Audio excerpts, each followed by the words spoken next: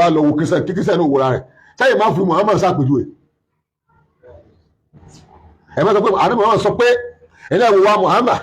sẹ́yìn máa fi ṣe bẹ́ẹ̀ ẹ̀rù ó bà yín ẹ̀rù ní bà yín ẹ fẹ́ kóòtù ẹni tí Ọlọ́run rán káyìn kó lè bá yé gbogbo àwọn tẹ́ ń ṣe wáàsí fún yín pé ìtọ́kẹ́yìn ló yẹ ká tẹ̀lé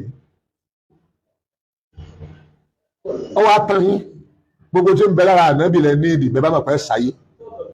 Mufti wo ẹ má dá wọn lóhùn jàre ẹ̀rù ló ń bà wọn wọn ò lè fi Prophet Muhammadu kan fi ṣàkàwé kọ́ wò wá ẹ̀ kọ́ wò nǹkan tó sọ.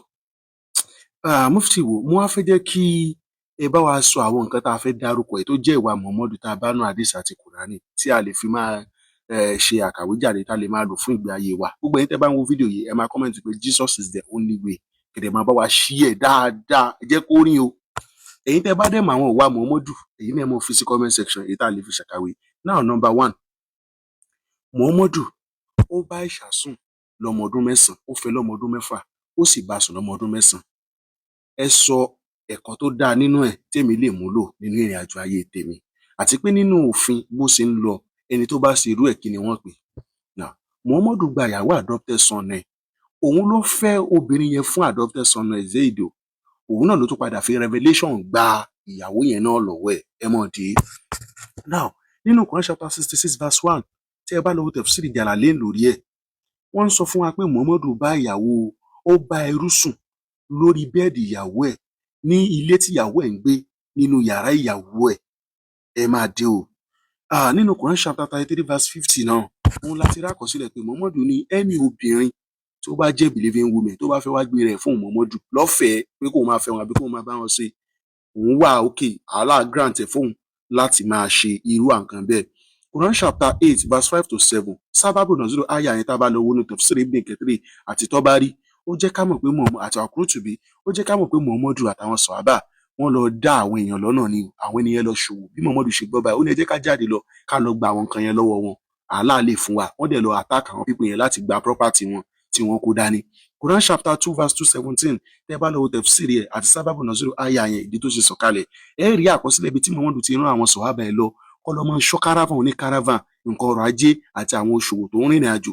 wọ́n sì lọ ṣọ́ àwọn people yẹn pa ìkan nínú wọn àwọn tó lọ ṣọ́ yẹn wọ́n kó property wọn kó lọ sọ́dọ̀ Muhammadu kọ́kọ́ bínú torí pé táìmù oṣù àbọ̀wọ̀ ni wọ́n fi ṣiṣẹ́ yẹn at the end of the day ó lóun gba revelation yẹn ó ṣe gbà báyìí ó gba nǹkan yẹn lọ́wọ́ wọn ó wá jáàkì ẹ̀ kò dẹ̀ release ẹ̀ padà àwọn èèyàn wọn méjì tí wọ́n tún kó wọ́n tún ransom wọn ni. Quran chapter 47 verse 4 nígbà tí ẹ bá pàdé àwọn tó ṣàgbàgbọ́ ẹ máa bẹ́ wọn lọ́rùn ṣó títí ìgbà tẹ́ fi máa pa wọn dáadáa ẹ mú wọn ẹ dè wọ́n mọ́lẹ̀ ẹ lè tú wọn sílẹ̀ lọ́fẹ̀ẹ́ àbí kẹ́ ẹ gbowó àwọn orúwà yìí ṣé àlìfẹ́mọ̀ ṣàkàwé ìgbé ayé ara wa.